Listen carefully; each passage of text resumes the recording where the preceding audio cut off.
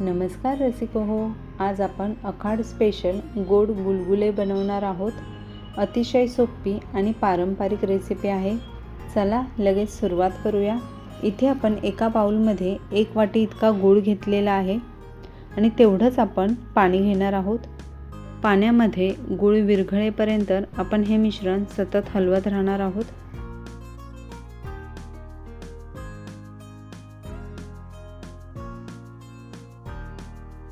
हे पहा, गूळ आता पाण्यामध्ये व्यवस्थित विरघळलेला आहे। आता आपण हे गुळाचं पाणी एकदा गाळून घेऊयात, जेणेकरून गुळामध्ये काही कचरा असेल तर तो निघून जाईल। आता आपण या पाण्यामध्ये थोडंसं जायफळ खिसून घेऊयात।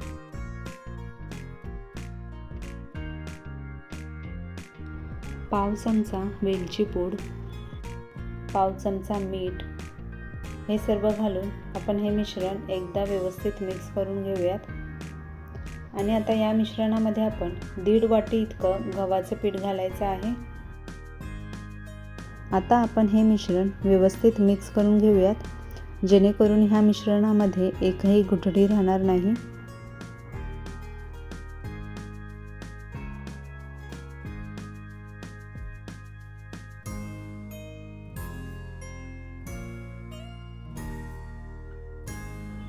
हे पहा, आपण मिश्रण एकदम व्यवस्थित असं मिक्स करून घेतलेलं आहे।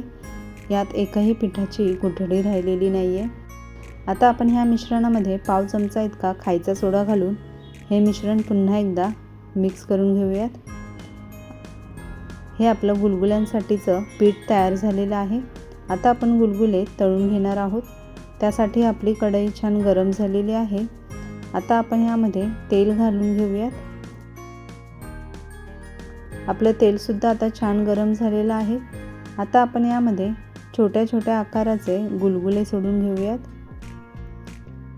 गुलगुले सोडताना हे एकदम छोटे सोडायचे, नंतर ते तेलामध्ये गेल्यानंतर छान फुलतात।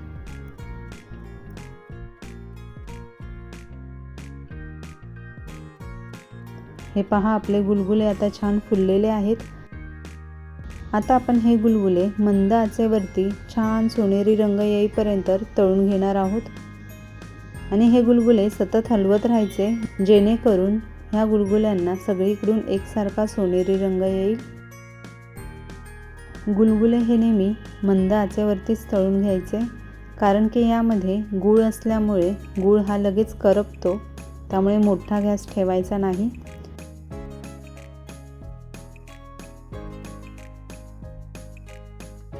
हे पहा, आपल्या गुलगुल्यांना छान सोनेरी रंग आलेला आहे। आता आपण हे गुलगुले काढून घेऊयात। अशाच प्रकारे आपण आपले सर्व गुलगुले हे तळून घेऊयात। ही रेसिपी खूपच सोपी आणि कमी साहित्यात होणारी आहे, त्यामुळे तुम्ही नक्कीच एकदा बनवून पहा।